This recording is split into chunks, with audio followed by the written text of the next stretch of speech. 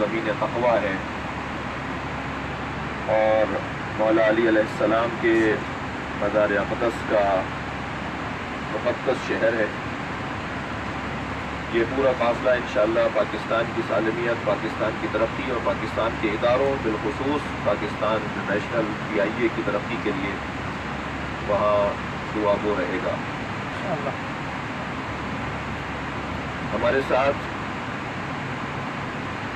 جتنے بھی مسافرین موجود ہیں وہ سب عاشق ہیں، اور عشق بے خطر کود پڑا، عاشق بے خطر کود پڑا آتش نمرود میں عشق، عقل ابھی محو تماشائے لب بام علی۔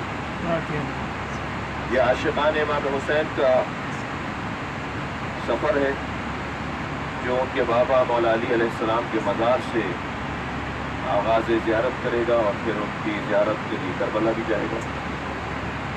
کربلا در حقیقت ایک انسان کے لیے زمین پر معراج سے کم درجہ رکھنے والی جگہ ہے۔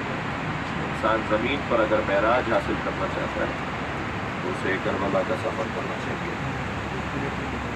عاشقوں کی زمین ہے، فداکاروں کی زمین ہے، اور سب سے بڑی بات اللہ کے رسول، انبیاء کرام، آسمانی کتابوں، اقدار، تہذیب اور